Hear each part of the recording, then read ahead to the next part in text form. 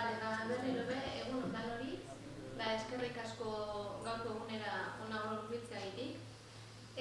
Ahora vamos a seguir después de esta pequeña pausa para el café y un poco pues empezar a conocernos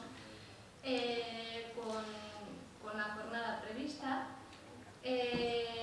Ahora vamos a presentar una publicación que está elaborada dentro de la red editorial que tiene Gernika Gogoratuz, que se llama Metodologías para la construcción de alternativas de vida.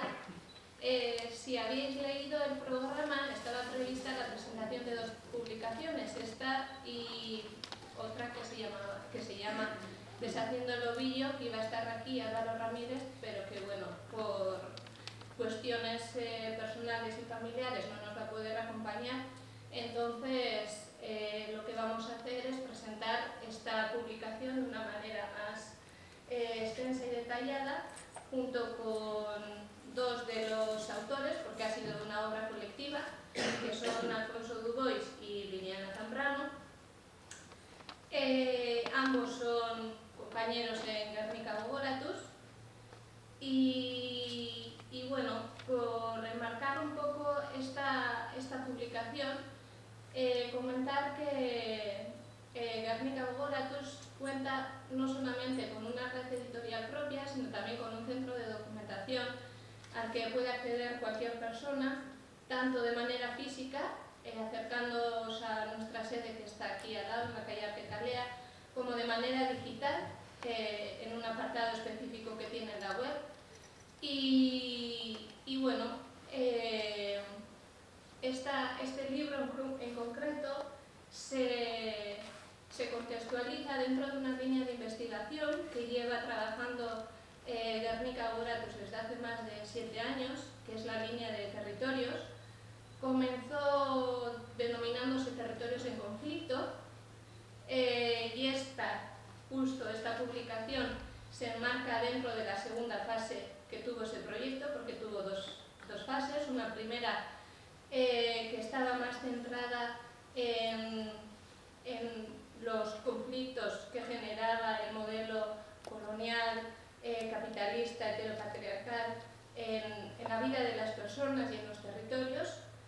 Eran 3 territorios en los que se estaba trabajando, que eran Urdaibai, aquí en Euskadi, Cajamarca en Colombia y Cabo Delgado en Mozambique.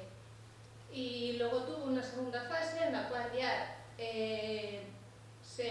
nos empezamos a centrar más en el acompañamiento de los procesos que estaban teniendo lugar, tanto de resistencia como de generación de alternativas de vida en esos 3 territorios, y además se añadieron 2 nuevos. Un segundo en Colombia, que era Caquetá, y otro segundo en Mozambique, que era Maputo. Y entonces, bueno, ese es un poco el marco del proyecto en el cual se elaboró esta publicación. Comentaros que, bueno, el proyecto giraba sobre 5 enfoques metodológicos. Estos 5 enfoques metodológicos eran la construcción de capacidades colectivas, el feminismo decolonial, la geografía crítica, la sensibilidad al conflicto y arte y paz.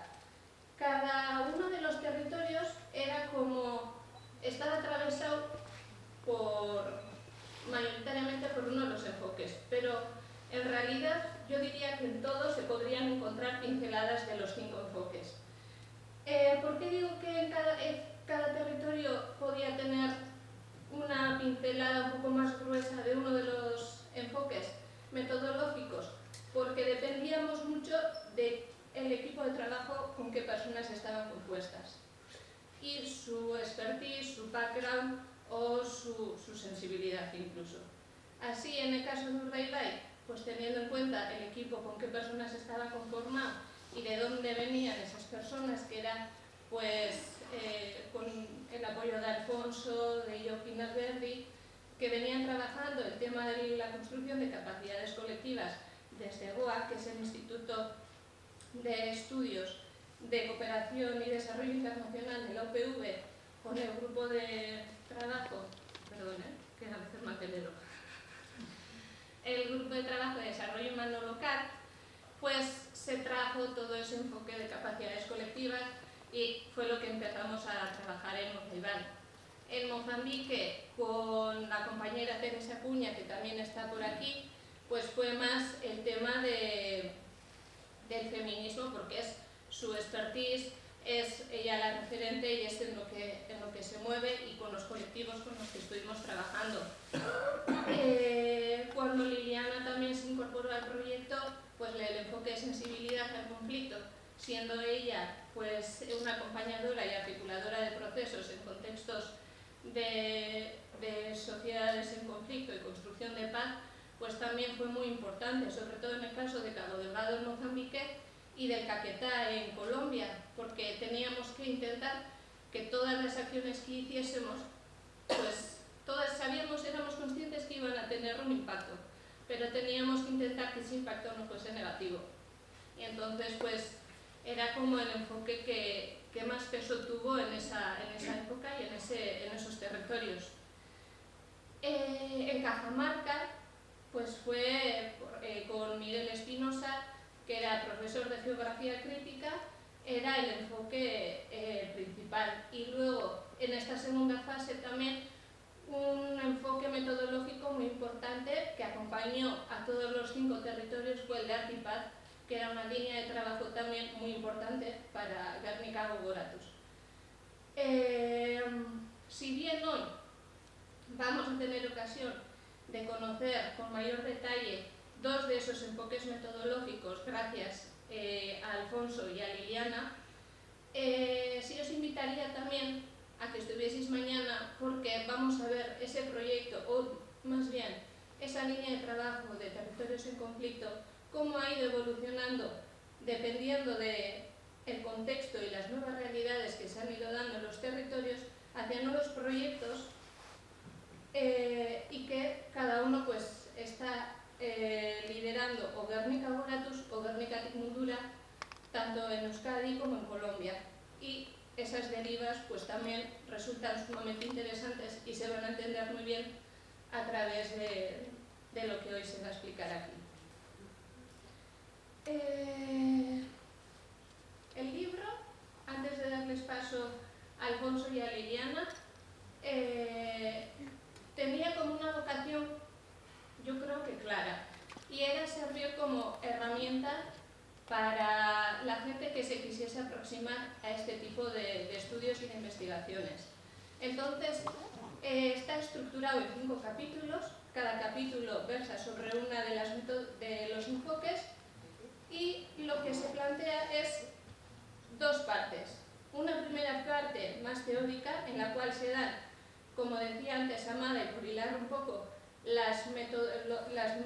cada uno de los enfoques, las ideas y claves que debe tener. Cuando hablamos de enfoque de capacidades, ¿qué estamos hablando? ¿Qué ideas esenciales o claves debemos de tener para saber o querer aplicar ese enfoque? Y luego una segunda parte en la cual se da un ejemplo de cómo ese enfoque en un contexto y en una realidad determinada se ha podido desarrollar y llevar a cabo. Y esa es un poco la estructura del libro y de cada capítulo.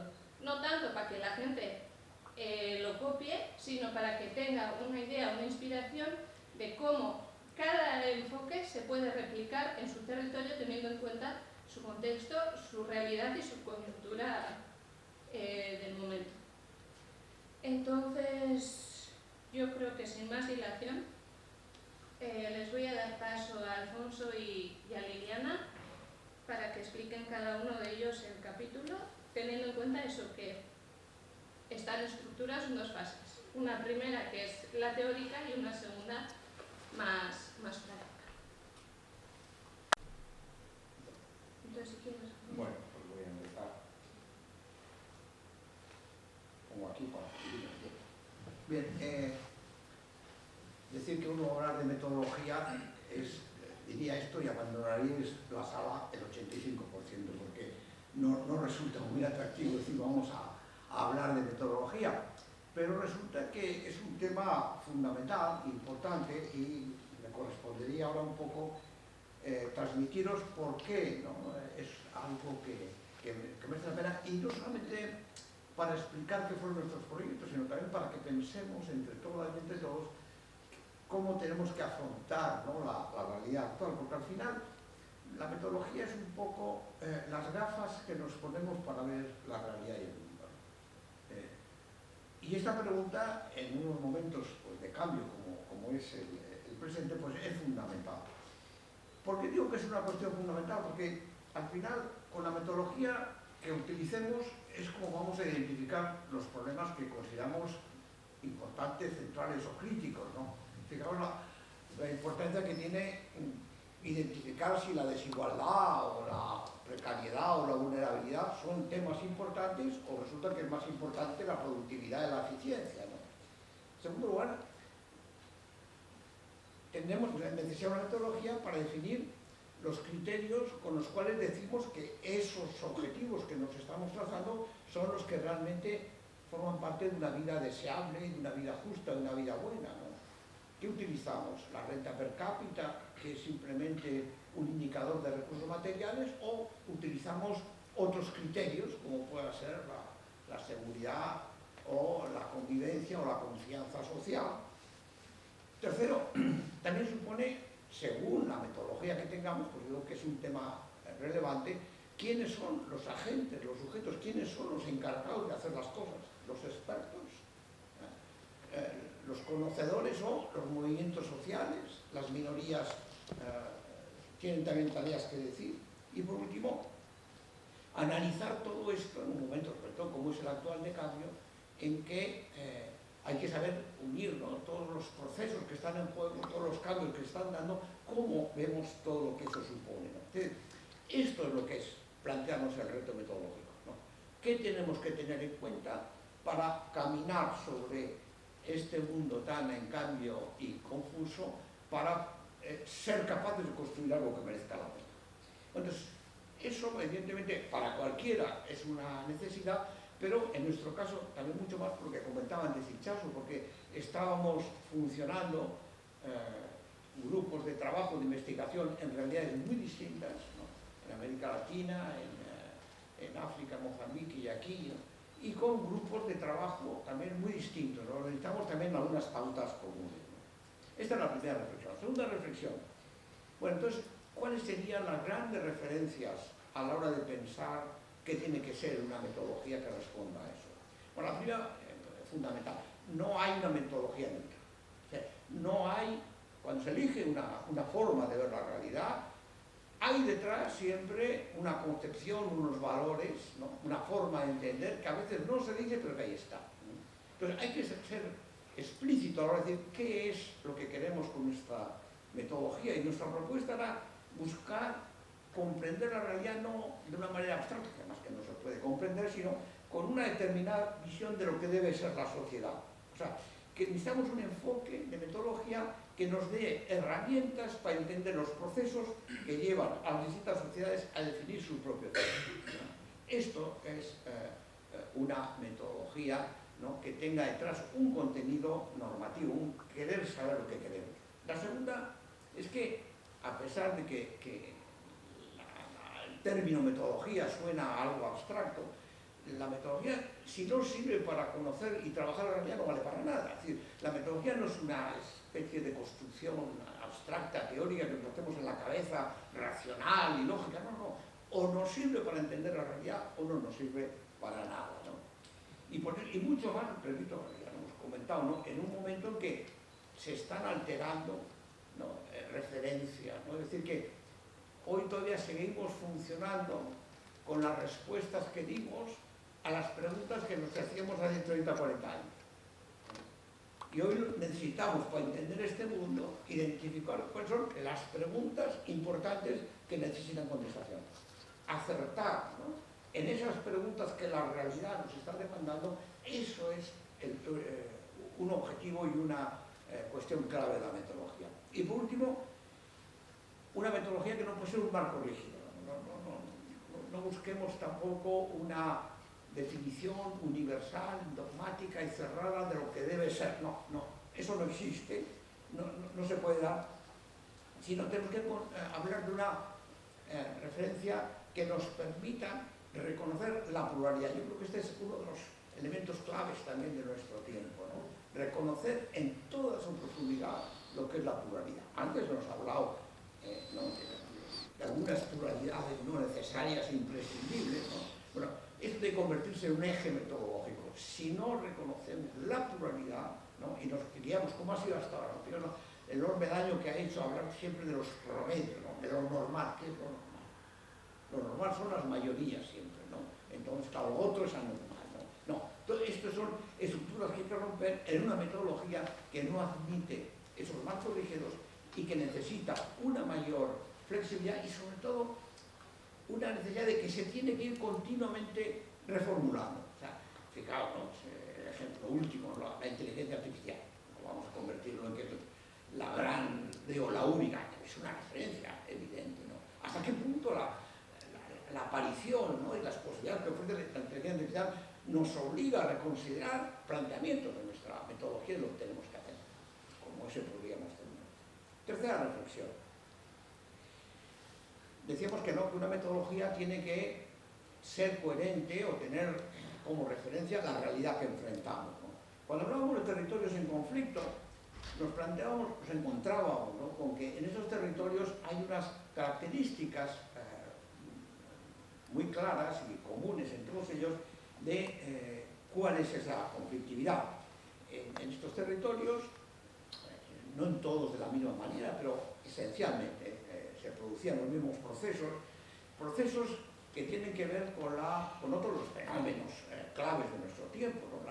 La lucha por los recursos naturales, ¿no? La lucha por la necesidad de encontrar materias primas, de encontrar...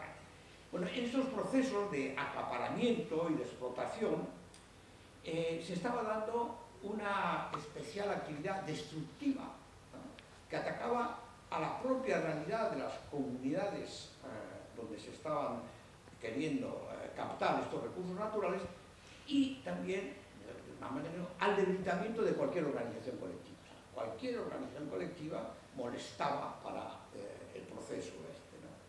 Y curiosamente también frente a este ataque o a esta devastación de lo que es la riqueza de las sociedades, curiosamente han surgido respuestas locales comunitarias que, aunque se han manifestado de forma distinta, con intensidades y modalidades distintas en cada caso, pero también lo característico en la mayoría de los territorios de conflicto es que la resistencia no ha sido pasiva, sino que ha ido más allá de puras formas de resistencia, ha sido más compleja y más ambiciosa la respuesta que se han dado, ¿no? Nuevas alianzas entre los agentes sociales, nuevas reivindicaciones que antes nos hacían.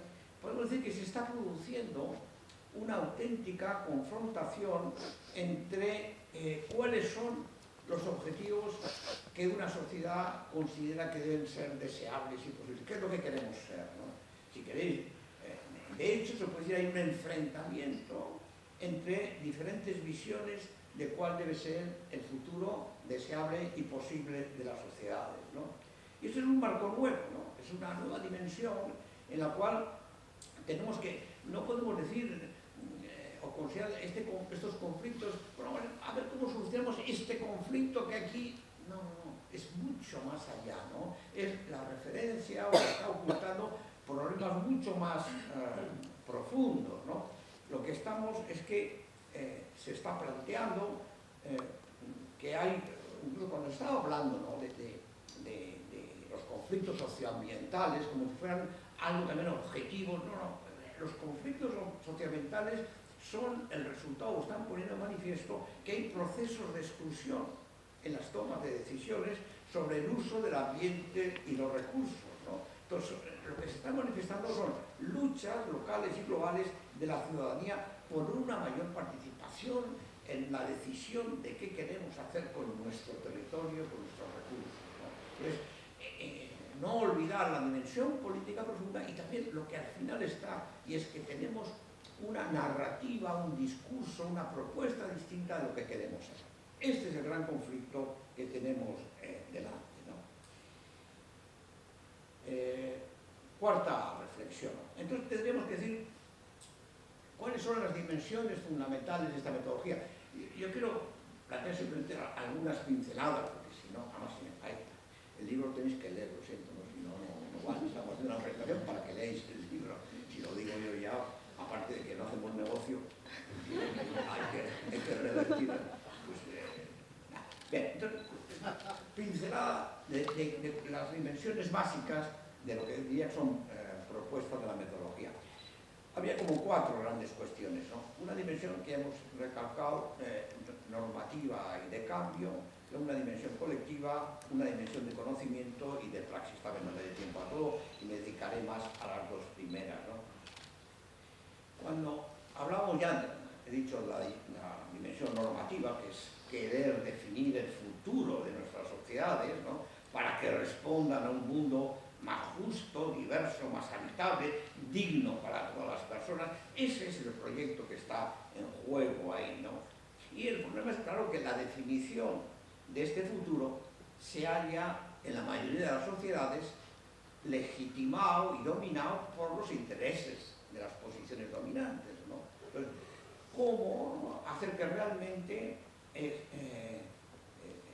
al preguntarnos por el futuro, en el futuro que creemos que queremos construir, estén representados, participen todos los intereses, todas las personas y grupos que están dentro de una sociedad?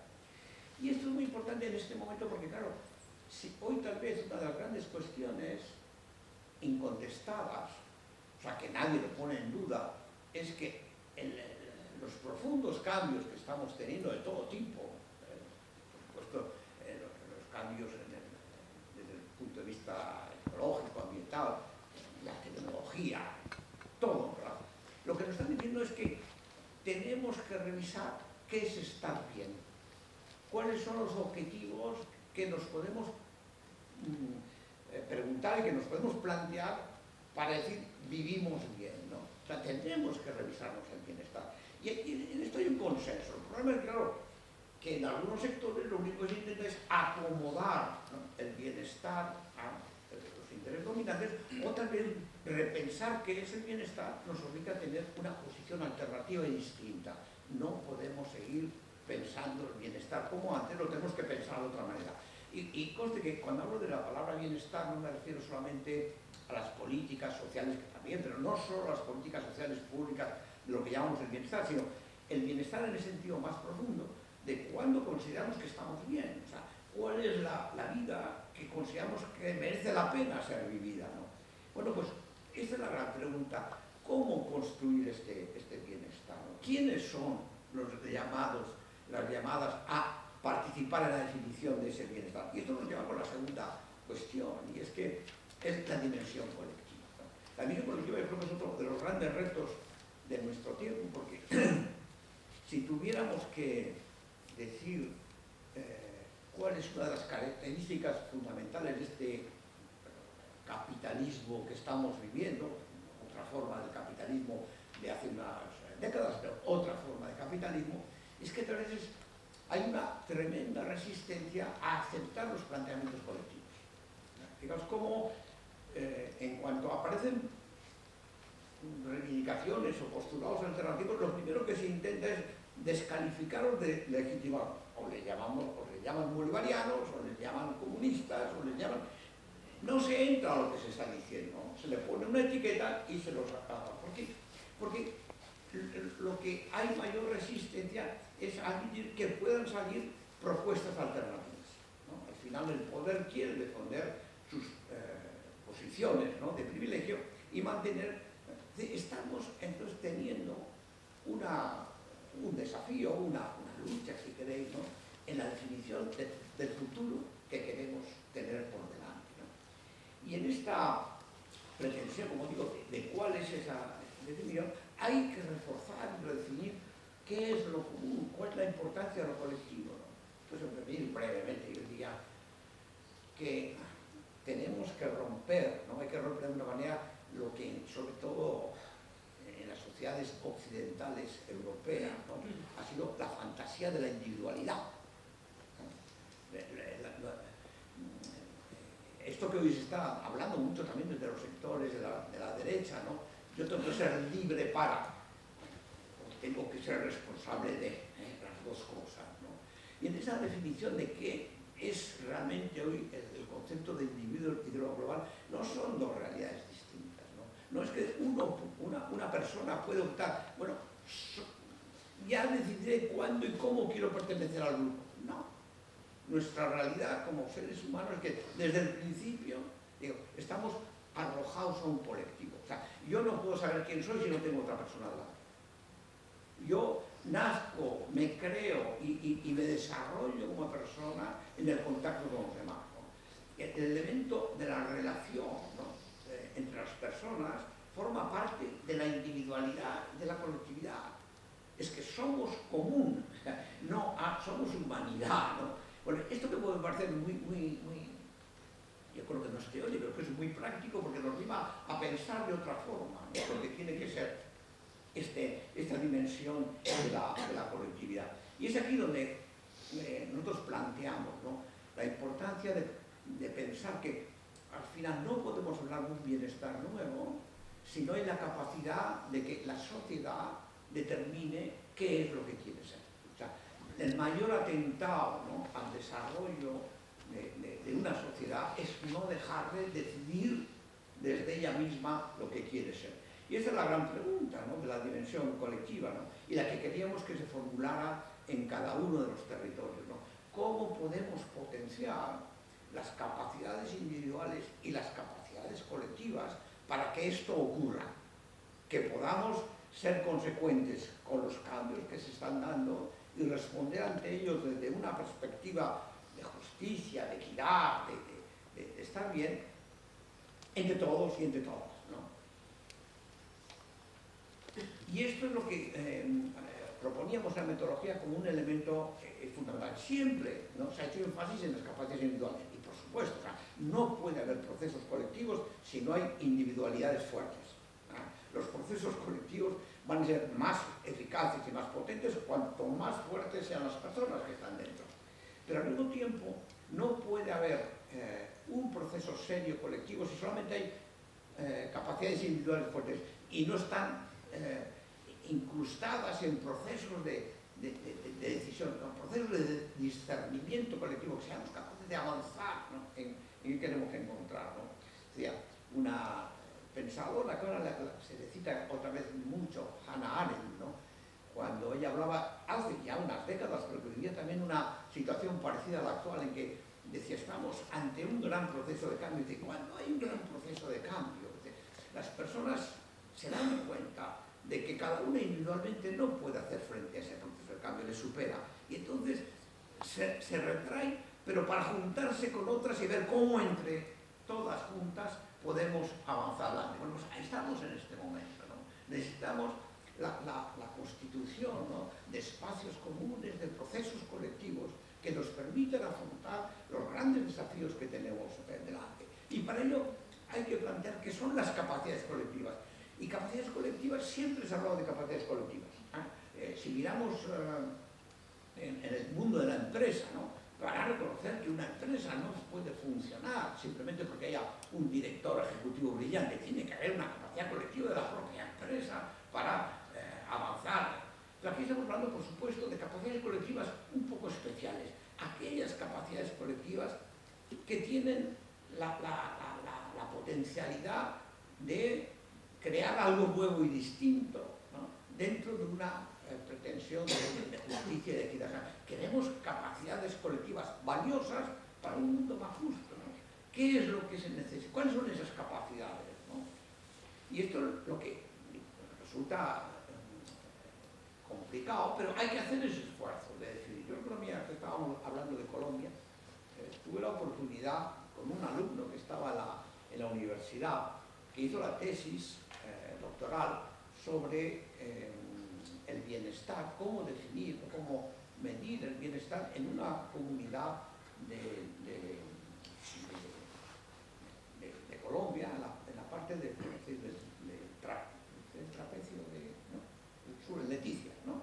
Bueno, ahí estuvimos en una comunidad huitota y planteó qué pueden ser indicadores de capacidades colectivas de esas comunidades para poder decir avanzamos en un proceso colectivo de definición de lo que queremos ser. Bueno, pues algunas parecían muy sencillas pero muy potentes, ¿no? ¿Cómo tenemos capacidad en esta comunidad, ¿no?, de convocar, claro que evidentemente la población amazónica no está en pueblos, ¿no?, en núcleos urbanos, está dispersa, ¿no? ¿Qué capacidad tenemos de convocar a las fiestas que celebramos? Tener la capacidad de que la población venga a las fiestas es una forma de tener una capacidad colectiva fundamental.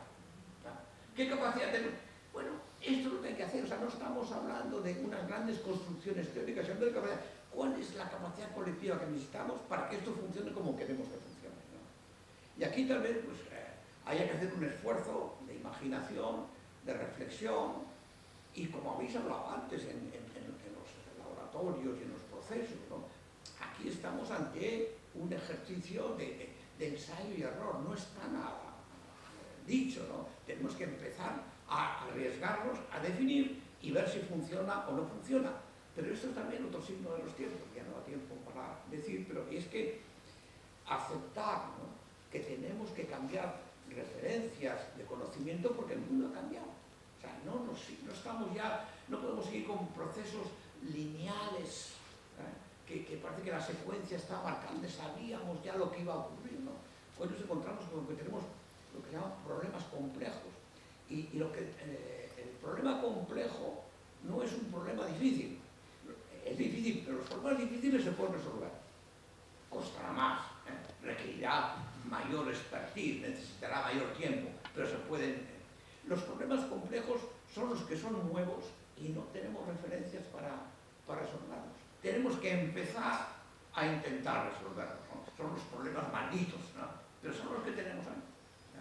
Cómo se están dando situaciones impensadas, ¿no?, que tenemos que hacer frente según van viniendo y que no las podremos hacer si no tenemos delante estas dos referencias que yo creo que son básicas en nuestra metodología, ¿no? La gran preocupación por tener siempre como referencia la dimensión normativa, la dimensión ética de lo que queremos ser, sin valores, sin proyectos, sin convicción, no hay nada que ser.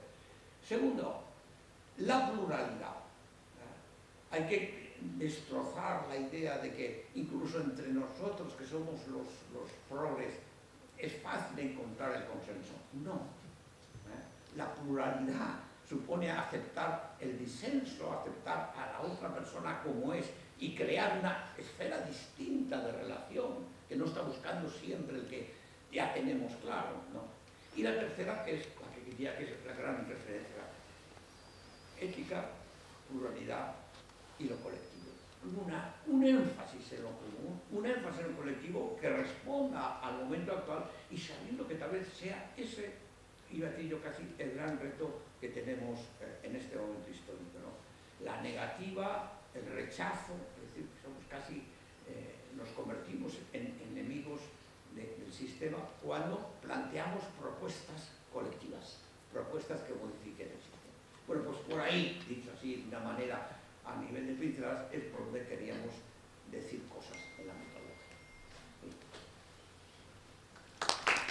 Al 20%, Alfonso, que me quedaría con el tema en el auditorio cuando me dicen de metodología, porque creo que a veces pensamos mucho en los qués y se nos van mucho los qués y leemos mucho, pero no nos centramos en los cómo ni en los quiénes, y los cómo y los quiénes marcan una diferencia sustancial en cómo se hacen y en lo que queremos hacer las cosas. Entonces yo sí apuesto fundamentalmente por las metodologías en este sentido, y cuando estábamos haciendo una investigación, cuando trabajamos en un centro de investigación para la paz, con metodologías de investigación participativa, claro, te sitúa, ¿en dónde te sitúa? ¿No? Te sitúa desde aquí, te sitúa desde dónde. Entonces hemos venido hablando de este mundo dual, de estas dualidades, y hace unas semanas tuvimos una discusión muy interesante con relación a cómo vamos a romper, ¿no? Y estábamos en el mismo espacio, cómo rompíamos esos marcos en donde se colocaban los de allí y los de acá, en este caso los que estamos en Euskadi y los que estaban allí en Mozambique, en Colombia y en otros países, ¿no? Cómo rompemos esas dualidades y empezamos a generar unos procesos de una manera mucho más horizontal, donde también aprendemos desde otras maneras. Esto nos supone romper los marcos, como bien dice Alfonso, salirnos de allí y de construir un poco esos de dónde proviene el conocimiento, para reconocer que los saberes realmente surgen en la praxis, ¿no? en la práctica real en la que estamos. Entonces, este enfoque, que suena mucho conflict sensitivity, enfoque de sensibilidad al conflicto, no deja de ser una herramienta construida y diseñada por el norte global, por los donantes del norte, que en ese momento en el que intervenían y iban a hacer cooperación a los países que están jodidos, ¿sí? Estamos jodidos, pues decían, hostia, algo tenemos que hacer, ¿no? Y surge un poco con la idea que hablaba Javier esta mañana y Amada, de no hagamos daño, ¿no? O sea, por lo menos vamos a ayudar, por lo menos ayudemos sin hacer daño, ¿no? Que es un poco el Do No Harm de Mary Anderson, de donde surge toda esta historia, ¿no? No hagamos daño, porque nos estábamos dando cuenta que cuando hacían intervenciones para la paz en otros lugares del mundo, que las hacían desde países europeos, desde países del norte, colaborando, ayudando, intentando ayudar a pacificar, pues realmente lo que también estábamos generando eran unos daños que no nos estábamos dando cuenta. O sí, no nos damos cuenta, o sí estábamos, porque había unos intereses que estaban un poco detrás. Entonces es un enfoque que se diseña en este sentido de cuando vayamos a intervenir o vayamos a acompañar a estas comunidades, a estas poblaciones afectadas por las violencias, pues por lo menos los proyectos que ejecutemos, que hemos diseñado nosotros, pues por lo menos no hagamos daño a quienes están aquí. Y este es el trasfondo de este enfoque de la sensibilidad al conflicto, en donde dice ni siquiera se trata de construir la paz, es muy importante el tema porque se diferencia. Una cosa es trabajar en zonas en conflicto, otra cosa es vivir en zonas en conflicto, ahí un pequeño matiz, pero vuelvo con la línea. Una cosa es trabajar en zonas en conflicto, situándome desde fuera, yo siendo colombiana, situándome desde fuera, trabajar en zonas en conflicto. Otra cosa es tener un enfoque de sensibilidad al conflicto, y es comprendo ese contexto y esa realidad conflictiva y de violencias para no hacer daño. Y la tercera cosa es construir paz. ¿Ahí puedo llegar o no puedo llegar?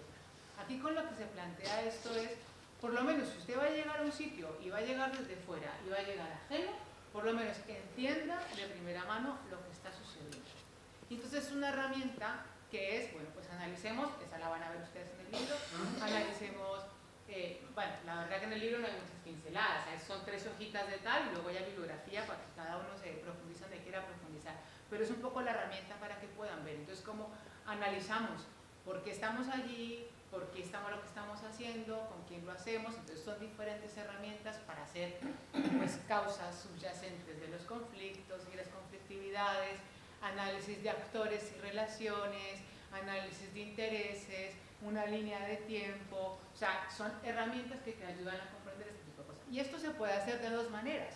La pueden hacer, como muchas veces se hace, y la mayoría de las veces se hace, desde la comunidad internacional, organismos internacionales, con sus equipos de terreno, o se puede hacer realmente con la gente que está viviendo y resistiendo y solucionando y resolviendo los conflictos del día a día que les aquejan en su existencia. Entonces, mi propuesta es un poco una llamada, y el capítulo del libro se llama Responsabilidad de hacer cuidando. Realmente, porque cuando intervenimos en un sitio que no es el nuestro, que es ajeno, como mínimo tenemos esa responsabilidad de no dañar, ¿no? De ni siquiera colocarlo en negativo, de no dañar, sino de hacer cuidando, es decir, cuidamos a los otros. Y entonces, en ese sentido, funciona no es posicionarnos desde una postura, desde fuera, con unos lentes que yo me miro desde aquí e investigo, indago, analizo las conflictividades y los actores desde aquí, como lo decíamos esta mañana, en una pantalla, sino que realmente entro en una simbiosis con los de dentro. Y ahí es cuando tiene fruto todo lo que tiene que ver la investigación y las generaciones de transformaciones de los conflictos y de la paz. Porque no soy yo quien desde afuera, con una herramienta, impongo. Yo tengo que ir, la responsabilidad, mi responsabilidad desde fuera es ir y no hacer daño, pero sobre todo es escuchar a los que están allí dentro, porque son esas personas las que conocen realmente la situación, la realidad. Y esas personas tampoco son monolíticas. Y ahí es donde se complica el tema, que es donde este enfoque ni siquiera llega. Esto ya es una evolución que ya se seguirá haciendo más adelante, y es se junta con el tema de las capacidades, de los enfoques de capacidades colectivos, y es que la sociedad no son monolíticas. Entonces vienen con los diálogos horizontales, ahí es donde empiezan a entrecruzarse todas las metodologías, porque para analizar la realidad, para analizar las conflictividades, para analizar las relaciones y los intereses que hay en los territorios, pues hay que tener voces plurales y voces diversas, que no todas pensamos lo mismo, ni queremos lo mismo, ni nos interesa lo mismo.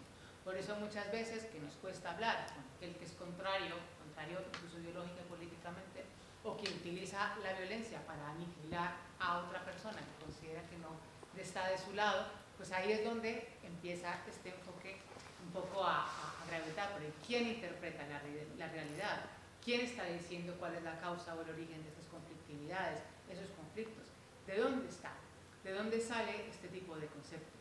Entonces, digamos que es una deconstrucción, aparece, yo misma me estoy deconstruyendo cuando voy avanzando en este camino de la mano de las compañeras de Verónica Bogratus, de cómo cogemos estas herramientas, pero realmente las utilizamos para lo que realmente nos interesa, que nos interesa, que nos sirvan para que realmente nos interesa, y es realmente para poder facilitar unos diálogos entre la gente, hacer esa simbiosis con la gente que está allí. Cuando hicimos este ejercicio fue difícil porque, claro, yo estaba acostumbrada a hacer las cosas en talleres, de cerca, tal, y cuando hicimos estos ejercicios de talleres de sensibilidad al conflicto, que luego fue responsabilidad de Cuidando, estábamos en época de pandemia. Entonces, si se acuerdan, hicimos el taller con las compañeros de SEAP en Cabo Delgado, en portugués, lo digo, online, o sea, de manera virtual. Entonces nosotros estábamos, un grupito aquí en la UPV y el otro grupo, yo creo que estabas, Teresa, tú allí en Cabo Delgado con Alberto Ernesto, tal, en otra sala, en medio de la pandemia, pero bueno, lo que hacíamos era, mandábamos unas pautas, por eso esta fue la reflexión a posteriori después de ese ejercicio, porque realmente no es una herramienta que aplica, sino que son herramientas que luego ellos construían, los debates los hicieron allí y luego venía hacia nosotros aquí en Euskadi. Fue súper interesante la manera como se elaboró esto. Entonces ya era un conocimiento que era primario, era una fuente primaria completa. Nosotros es que ni por el idioma podíamos intervenir. En el caso de Caquetá fue un poco distinto, porque claro, yo colombiana, conociendo el territorio tal, pero también lo hicimos de manera virtual, pero fue muy interesante porque ahí estaba el equipo de la universidad, sobre todo de artes, ¿no? De la Facultad de Artes, estaban Paola Gamboa, Octavio, tal, y ellos hicieron lo mismo, porque el ejercicio fue también virtual. Entonces mira, yo que soy odiosa de la virtualidad, en este caso fue interesante, porque claro, nosotros solamente mandábamos las pautas, en un PowerPoint, unas herramientas, rellenen esta ficha, y lo que sucedió ahí para generar ese conocimiento fue sumamente interesante, ¿no? Obviamente cuando estás facilitador, la facilitadora está allí presente, pues hace preguntas o genera cositas que, ¿no? Pero bueno, digamos que genera un poco suspicacias de la experiencia que puede conducir la historia. Pero este ejercicio que se construyó aquí, ya les cuento que es así, fue una fuente muy primaria. Entonces esto me ha llevado a pensar un poco en cómo utilizamos las metodologías para que las metodologías no sean, o sea, son válidas todas las metodologías, incluso las del norte. Bueno, ahora que las ponemos tan decoloniales, digo yo, pero no, a ver, esta herramienta también sirve, o sea, esta ha sido diseñada por los noruegos, pero también funciona. Lo importante es, bueno, pues cómo se la prestamos para que cada cual la adecue como la tiene que adecuar y la tenga que utilizar para los fines que necesita. Y en este caso en concreto, cuando hablamos de sensibilidad al conflicto, cuando hablamos de responsabilidad de intervenir sin hacer daño en zonas en conflicto, en zonas en violencia, lo que está de fondo es cómo vamos a conseguir la paz. Cómo se va a conseguir la paz y cómo se va a conseguir la armonía. Y ahí es cuando coloco un poco ahí el término de la paz camaleónica, que hemos venido un poco hablando en los últimos meses con las compañeras, sobre todo de cómo se define la paz, ¿no? Entonces esta pregunta, ¿cómo definimos las paces? Y resulta que la paz pues, tiene múltiples definiciones, depende de quién la define.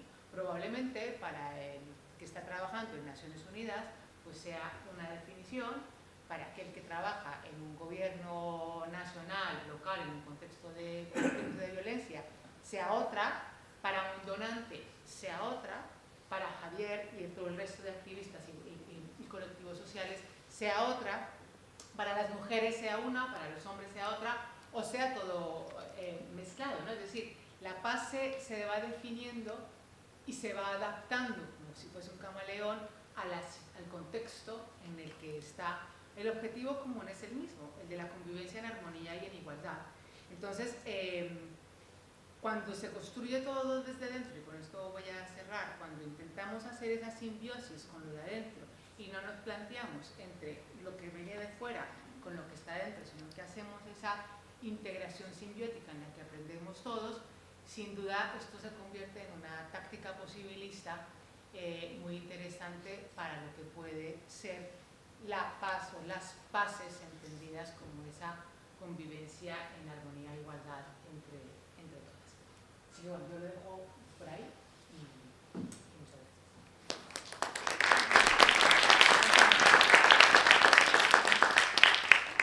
También creo que con estas dos intervenciones ya se puede intuir la complejidad y los retos que tenía el proyecto de Territorios en Conflicto.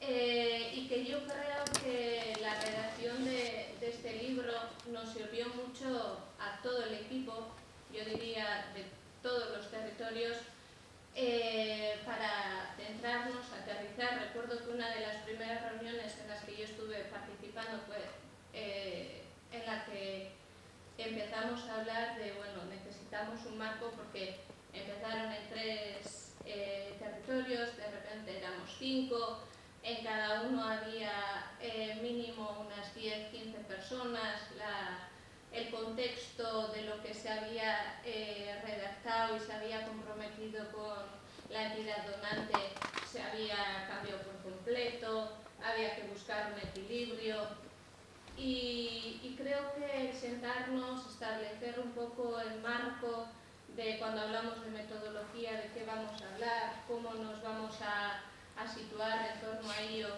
ver en cada equipo qué enfoque, qué sensibilidades había, cómo se iba a aplicar ese trabajo en el territorio, en el terreno, con las personas e intentando hacerlo, cuidando durante ese proceso, pues bueno, creo que también eso, el libro nos sirvió un poco como una pequeña guía.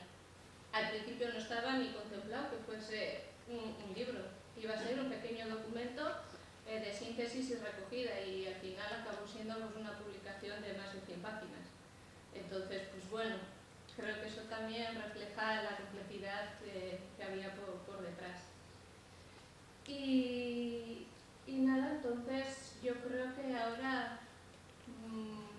podemos dar la palabra a quien quiera comentar o preguntar algo.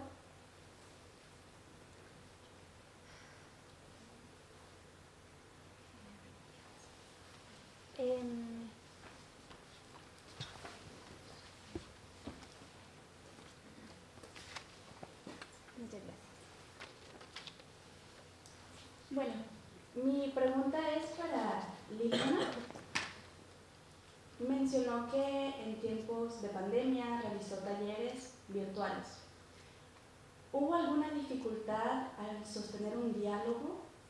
Porque con la virtualidad cambia el taller de lo corporal, de sentir, de ver si la gente le está gustando, no le está gustando. La participación se puede guiar, pero en la virtualidad a veces no se pueden encender las cámaras o los micrófonos, ya sea por diferentes factores. Me gustaría saber si esta dificultad la tenían como prevista o lo sorprendió que no, o algo así.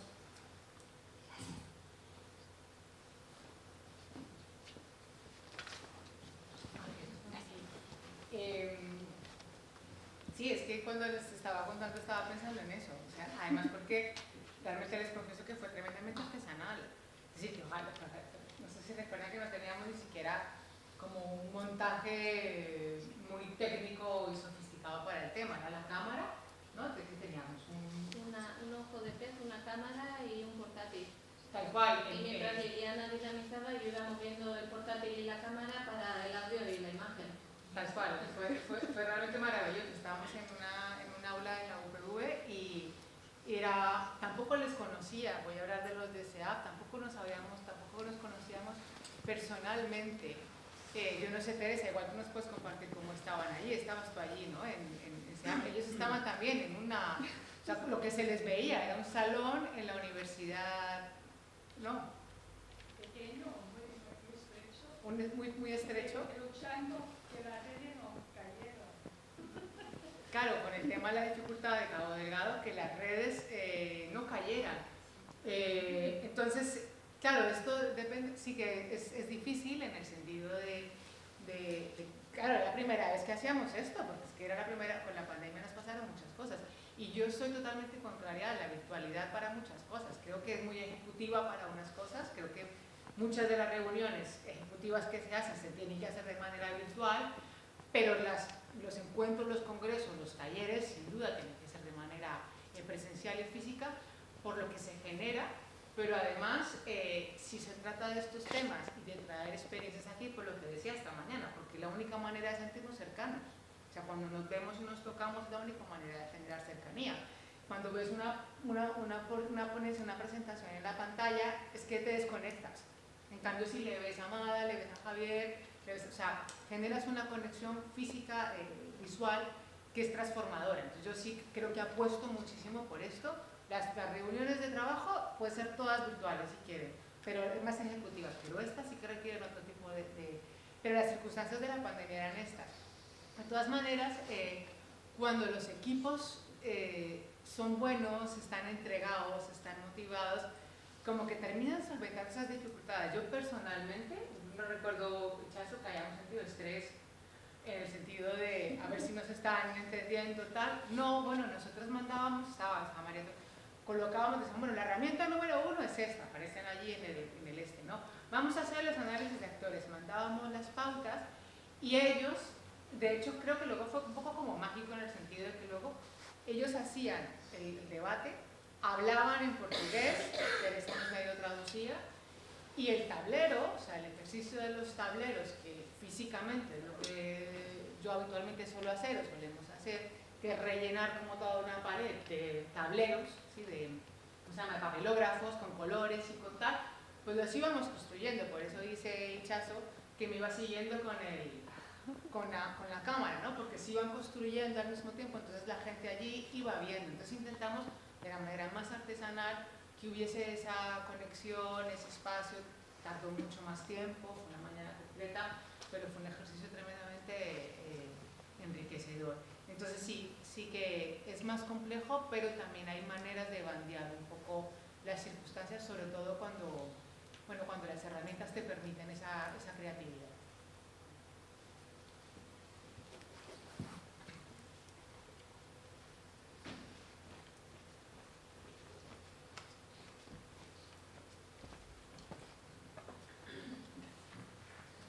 Bueno, me preguntaba para Ichazo, ¿quiero decir?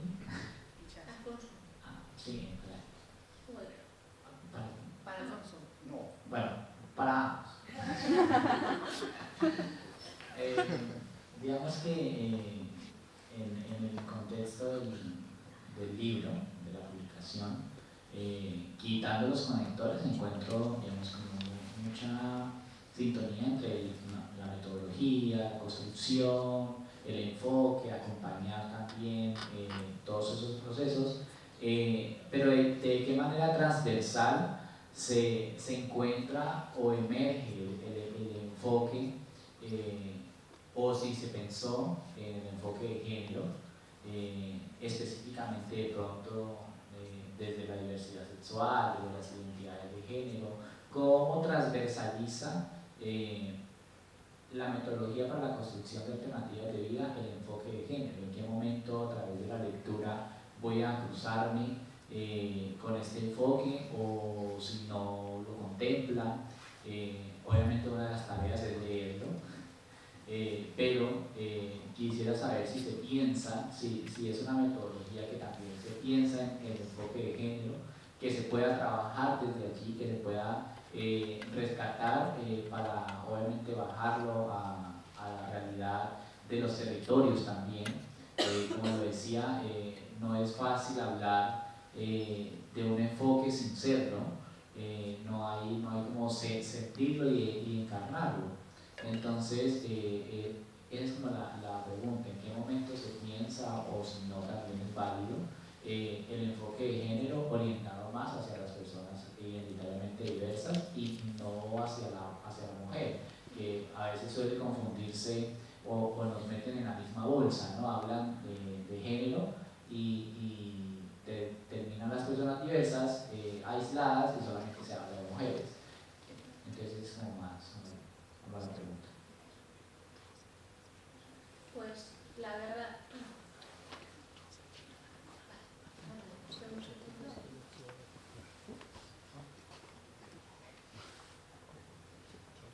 Bueno, una pregunta y una reflexión. La primera reflexión un poco también para contarles que en el proceso de Memorias para la Vida muchas de las cosas se han hecho virtual por las distancias. Por ejemplo, en el Caquetá, de un municipio a otro puede ser 6 horas de camino, entonces hacer el proceso de formación presencial era muy complicado.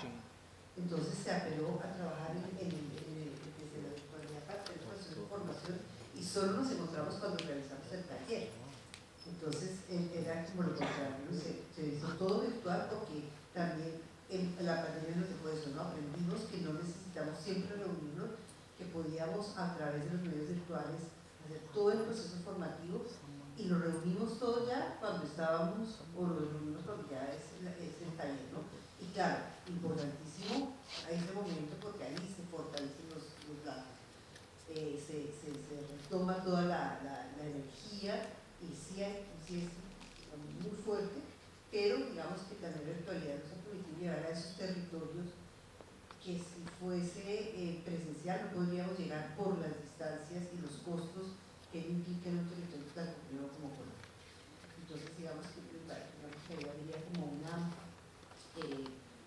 fortaleza en estos procesos de la virtualidad. Y una pregunta para Alfonso, y es, me estaba comentando usted que había trabajado con los pueblos Huitoto en Colombia, entonces quisiera un poco que nos ahondara sobre cómo ellos trabajan, cómo vieron, qué se aprendió de ese trabajo colectivo que casi siempre se hace en las comunidades indígenas, ¿no? Entonces, ¿qué aprendizajes tenemos de ellos? ¿Qué cambió del proyecto? ¿Qué le dejó al proyecto esa lectura con las comunidades Huitoto que se va a trabajar?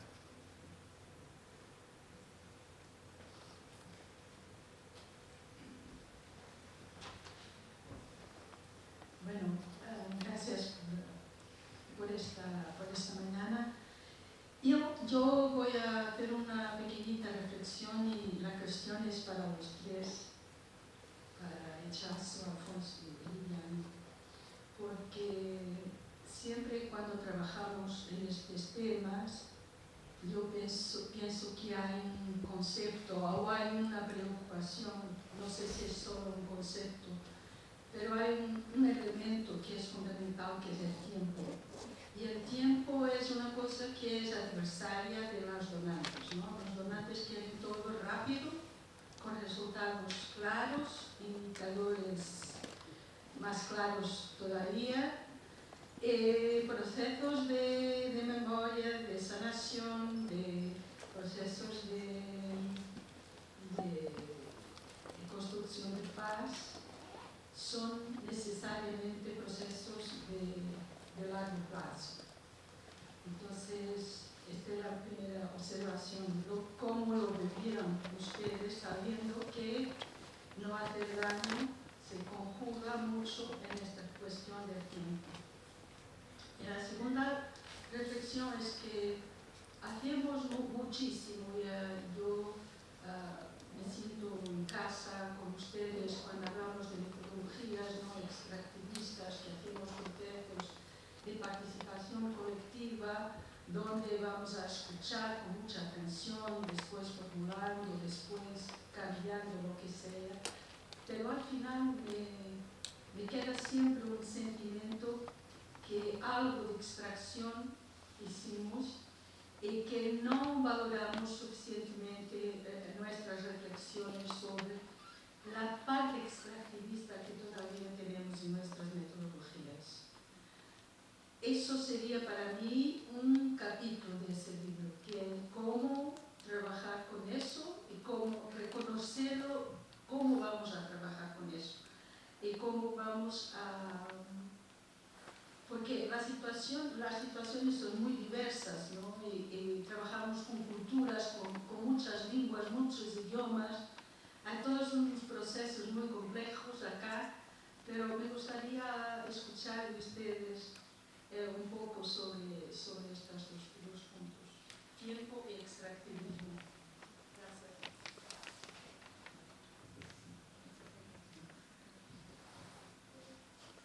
Bueno, pues yo, por ir un poco en orden de las preguntas, a Javier le diría que el enfoque de género dentro de territorios en conflicto no estuvo presente.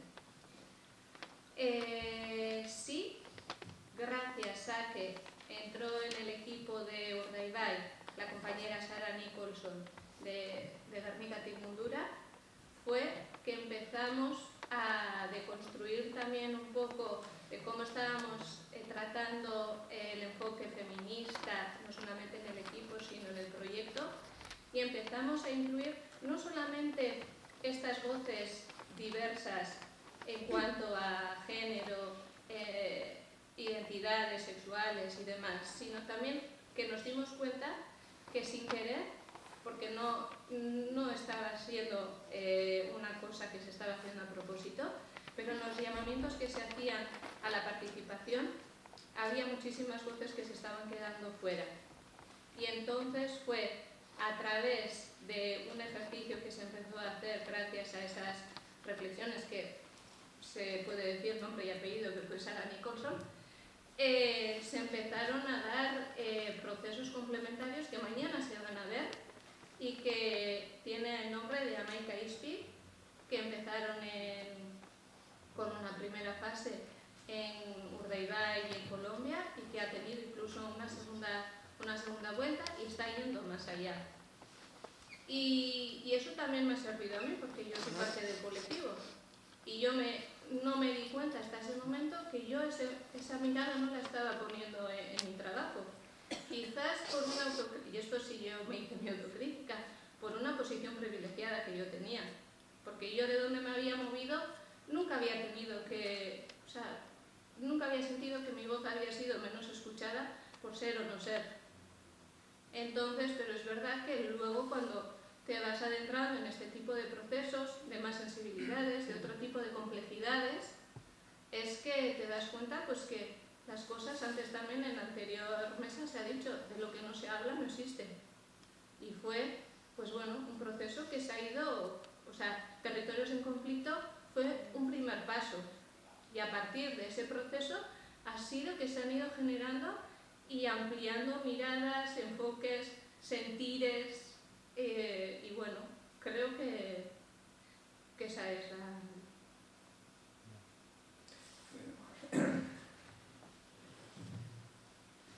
Hablo yo, es decir, que no pretendo representar o hacer voz de otros, ¿no? Pero yo creo que lo que tú planteas, Javier, hay para mí dos cuestiones a diferenciar, ¿no? Pero que es importante. Bueno, es verdad, en primer lugar, no confundir lo que es el tema del enfoque de género con las otras identidades de sexualidad. Pero incluso cuando hablo del enfoque de feminismo, ¿no? Yo creo que hay que diferenciar lo que supone realmente, ¿no?, el reconocimiento de un sector de la población que resulta discriminado y que es necesario que tenga su voz.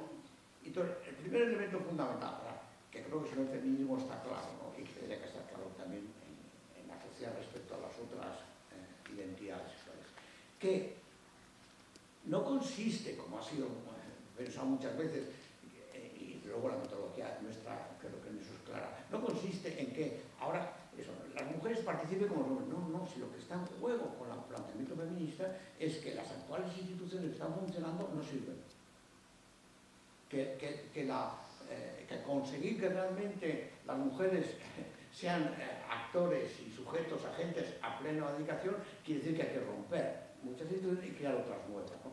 Tal vez el caso de los cuidados ha sido lo que ha puesto más de manifiesto como no consistía en decir seamos iguales, ¿no? Bueno, por supuesto hay que ser iguales, ¿no? Ser iguales es decir ser distintos. La igualdad hay que trabajar. En el caso que tú planteas, digamos, en el caso de la metodología, no en general, bueno, yo diría que evidentemente habría cosas que a lo mejor habría que especificarlas más, concretarlas más, porque a veces lo que no se dice, tú lo señalabas en la intervención antes, no existe. Ahora, aquí sí creo que hay un mensaje, a mi modo de ver, importante y poderoso, pero que tiene que ser asumido por cada sociedad, ¿no? Y es que son dos. Una, cuando hablábamos de lo colectivo, no puede haber un proceso, digamos, sano, ¿no? Bueno de lo colectivo, si no están realmente participando las minorías y los cruceres. Y esto es fundamental. Y la segunda, que en el concepto que se pudiera tener alternativo de lo que es una persona estar bien, ¿no? Es decir, no podríamos estar satisfechos hasta que todas las personas tengan la capacidad de decidir por ellas mismas lo que quieren ser y lo que pueden ser. Y esto, claro, plantea más problemas de quienes están en situaciones oprimidas o vulnerables que quienes están en situaciones poderosas, ¿no?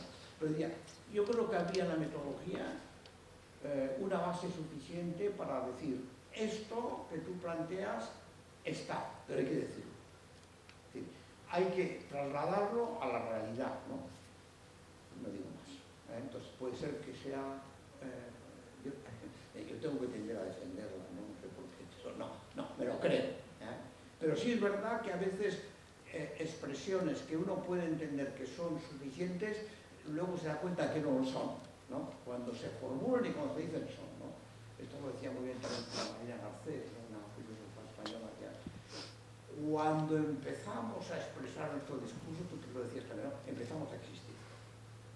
Entonces lo que sí es importante es que tengamos la preocupación porque no dejemos fuera ningún discurso. Y ojo, y cualquier discurso nuevo que venga de cualquier minoría, quiere decir no solamente que tiene derecho a hablar y a ser escuchada, sino tiene derecho a que se cambie lo que haya que cambiar para que deje de ser minoría. No me lo respecto a lo que me preguntabas, oye, no puedo ser muy pretencioso en dar una respuesta. Yo fui un agente totalmente secundario, complementario en esa experiencia con los Entonces, lo que sí diría es que pude comprobar, y en esto tendré que ver también con el profesor y Javier, que la metodología, en sus grandes líneas, ¿no? Si se aplica bien, da más juego del que se le está dando, ¿no? Es evidente que en esta metodología de las capacidades y tal, bueno, hay también manipulaciones tremendas, ¿no? O sea, la visión que puede tener hoy el programa de Naciones Unidas para el Desarrollo sobre todo esto es muy limitada, es muy criticable desde muchos puntos de vista, pero al mismo tiempo se ofrecen posibilidades de... Yo, por ejemplo, en esta tesis que te digo que tuve ocasión yo era el tutor de la tesis, o sea, pero la mérito fue es que realmente fue capaz de crear un cuadro de capacidades colectivas aplicables a los bitótos, ¿no? Que ha sido aceptado, o sea, ha sido definido por ellos mismos y aceptado, y ha servido para extenderlos en diferentes cursos, bueno, tareas de divulgación entre diferentes poblaciones indígenas, y ha sido aceptado, o sea, es válido, puede servir. Y entonces, en ese caso, pero son probablemente capacidades colectivas que nosotros nunca habíamos descubierto ni definido. Son otras distintas. En ese sentido, nos descubren, ¿no? Otra realidad, ¿no? Es decir, como anécdota, yo también era muy escéptico sobre lo que se pudiera dar. Cuento dos anécdotas, pero casi no sé por qué. Es decir, como ya nadie me escucha, y aquí me cuento historia, ¿verdad? Es cosa de abuelete, ¿no? La primera, me llamó mucho la atención, era un resguardo. Era un resguardo o sea, bastante incomunicado, para comunicarse, digamos, con una primera ciudad urbana con servicios, pues habría que ir, qué sé yo, 15 o 20 horas o más por ríos, por canoas, ¿no? Y el avión, la avioneta, 10 días, o sea, yo fui condenado a estar 10 días porque no había posibilidad de volver, ¿no?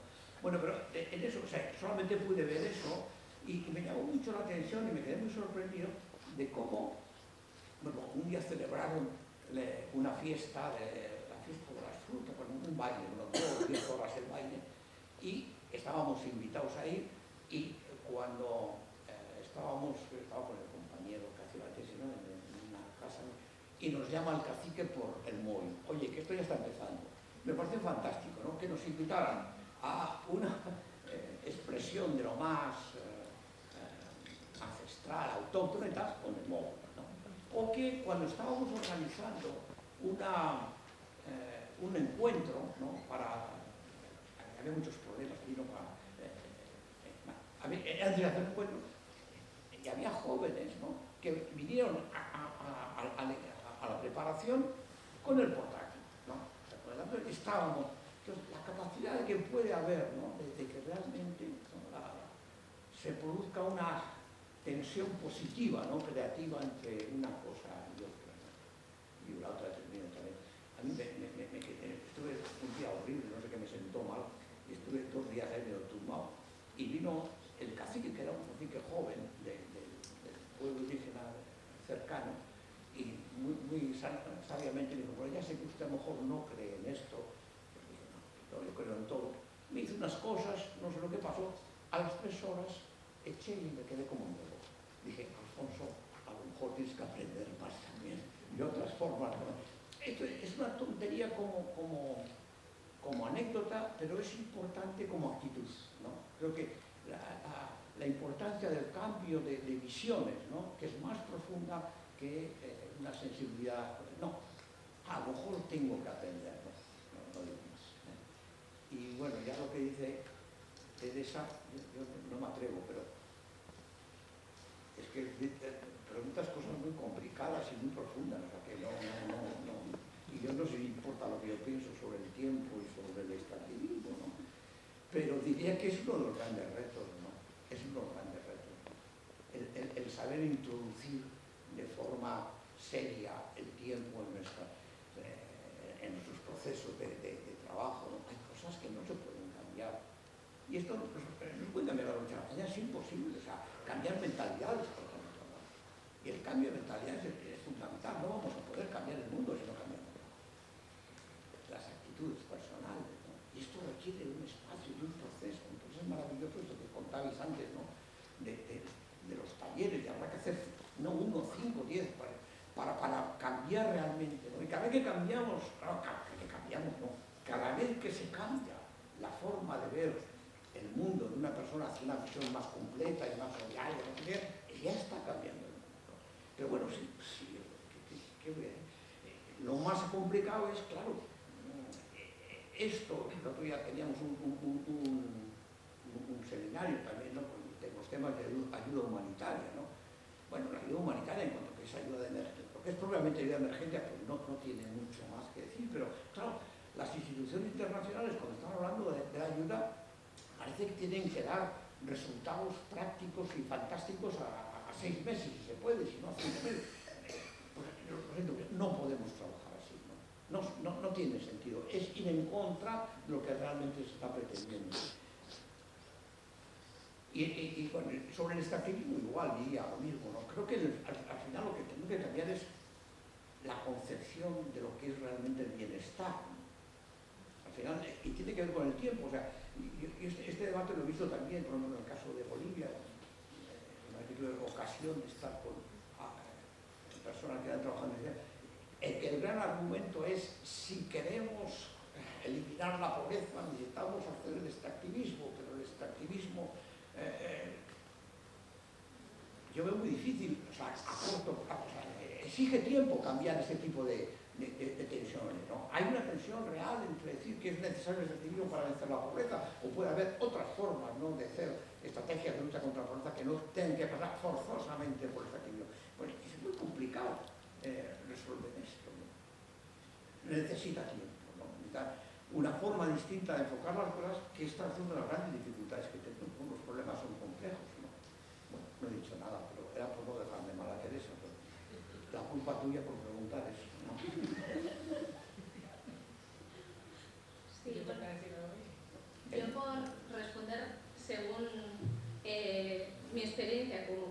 técnica de gestión de proyectos, que esto lo he hablado también con Teresa, por eso he entendido un poco por dónde iba lo de el tiempo, los cuidados y el extractivismo. Pues efectivamente, antes también en la mesa anterior salía, al final, Irachi lo decía, ¿no? Queremos, o sea, dependemos de los donantes. El donante mayoritario es la administración pública. Para acceder a la administración pública, a esas subvenciones, necesitas acceder a unos procesos de competencia brutales. Entonces, necesitas presentar unos proyectos en los que necesitas conseguir la mayor puntuación posible. Y para conseguir esa puntuación lo más alta posible, necesitas cada 2 años, aunque te mantengas en los territorios y con los mismos equipos de trabajo, otras actividades que tienen que ser X en cada territorio.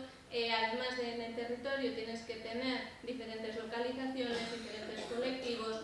Entonces, y para eso te dan un margen de tiempo muy corto, para poder hacer todo con calidad, con cuidado, sin herir sensibilidades, intentando que el impacto que ejercemos desde aquí pues no sea negativo, y eso muchas veces es realmente complicado, porque luego las personas que estamos coordinando técnicamente esos procesos, yo desde donde me posicionaba, por ejemplo, en territorios en conflicto, era un poco como la cuidadora de la red, intentar saber, articulándome con cada equipo de trabajo, qué era lo que necesitaba, y yo intentar poner las piedras en el camino. Pero en Urdaibai, porque estaba yo de cuerpo presente, pero en Mozambique y en Colombia era depositando la total confianza en las personas que estaban liderando, que estabais liderando allí los procesos. Y el tiempo es un factor que corre mucho en nuestra contra, porque necesitas el equilibrio entre lo que está establecido y te va a demandar el donante y los requerimientos y necesidades que van surgiendo en cada equipo, en cada territorio. Muchas veces no van a la par. Muchas veces, lo diría que casi nunca van a la par. Entonces, pues bueno, eso es uno de los grandes retos en territorios en conflicto y en cualquier otro proyecto que se está gestionando de estas características. Y en cuanto al extractivismo que comentas, pues sí, también ha sido otro de los puntos de debate dentro del equipo, pero más de manera informal, porque es verdad que muchas veces no sientes, y no lo haces queriendo ni nada, pero que lo que está saliendo en esos talleres, luego tú lo vas a aprovechar para hacer una publicación académica, para presentar en un congreso, una ponencia. Entonces, bueno, pues es una vez más hacer un juego de equilibrios e intentar ahí buscar un poco cómo manejar todos los ovillos que de repente te caen, porque te caen así, de repente te dice la administración que sí, y eso que intentas hacer, la redacción de un proyecto que consideras que es asequible, asumible y que se puede realizar bien dentro de los plazos.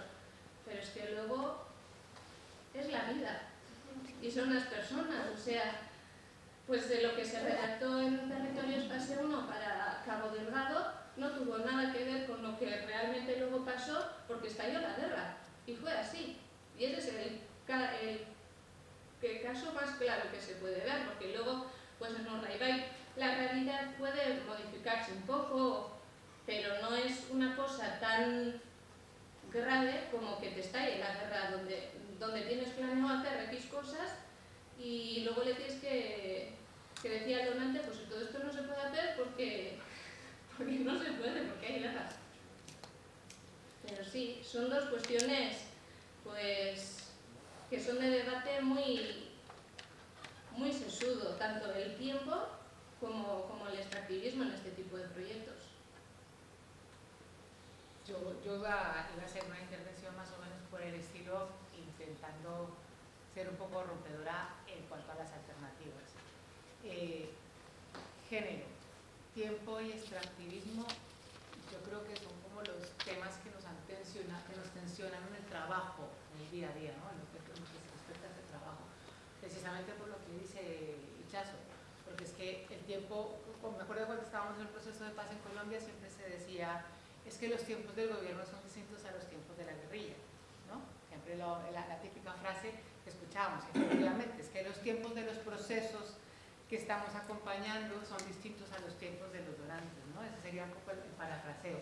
Entonces, en cuanto a esto, el mensaje sería, y si lo están grabando, aquí está, no en el gobierno vasco, pero otros donantes, el mensaje sí sería que le dieran la vuelta al tema de los tiempos. Bueno, luego cada cual el tiempo personal como lo gestione, pero hablando de estos temas, es evidente, como decía Amada, como decía Teresa, estos procesos no se hacen de un momento para el otro, y quien tiene que darle la vuelta ahí es el donante de qué tipo de procesos quiere acompañar y con qué requisitos, porque el agravante no es que estemos un mes o meses seguidos formulando, sabiendo lo que está bien, sino que corremos el riesgo de que no lo aprueben.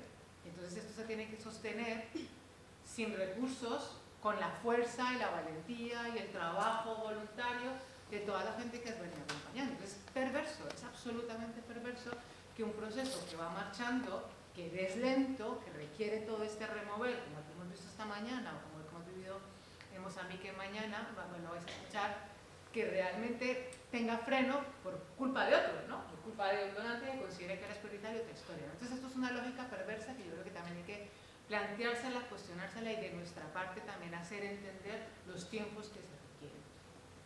El tema del género, lo mismo, Javier, es una cosa que yo creo que me comentaba también, es un encaje, es un marco, que entonces es el donante el que nos dice el enfoque de género, ahora un poco el enfoque de las diversidades, el enfoque de las identidades, el enfoque tal, y entonces ahora lo tienes que colocar de manera súper explícita, ya se convierte hasta a que solamente voy a apoyar proyectos específicamente de género o de mujeres tal, homogenizando, o sea, estamos apostando por la diversidad y realmente cuando tú solamente apoyas o financias o metes en el marco únicamente esos criterios, lo que haces es uniformizarlo todo, porque entonces todo el mundo va a hacer lo mismo, entonces perdemos la riqueza de la pluralidad y las intervenciones de los otros grupos.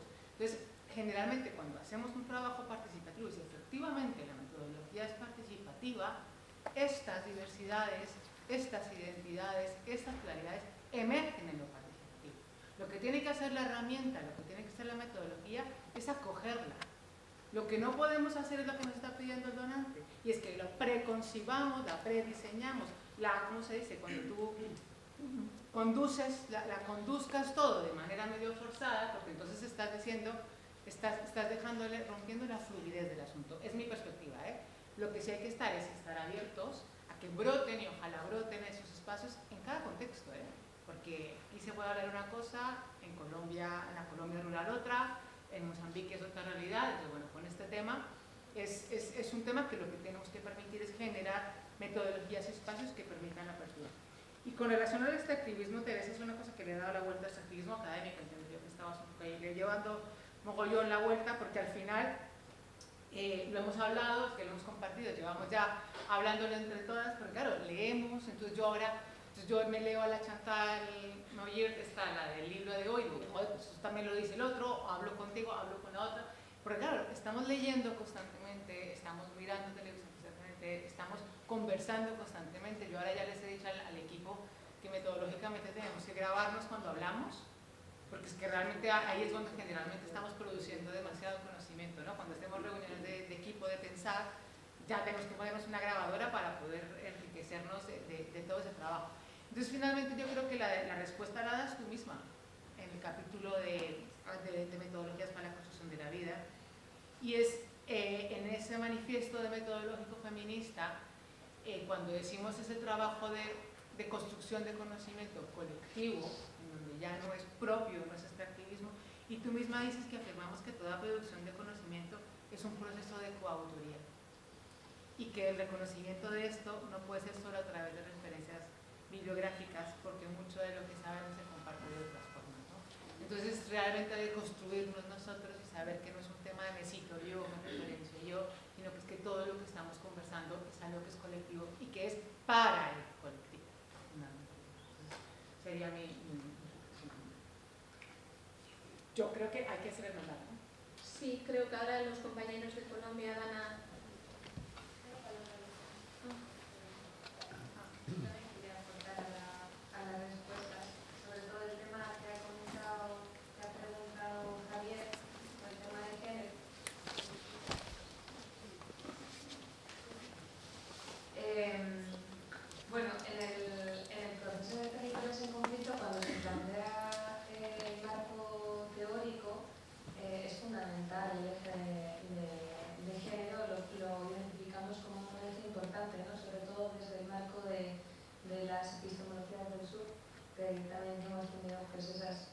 esos faros nos han inspirado e ilustrado, como Teresa, como las compañeras de CA, como compañeras de Cajamarca, Colombia, y también compañeras del equipo Urdaibai. Una mención a Rosa de la Asunción, que es parte del equipo de investigación, que aportaba siempre estadísticas, ¿no?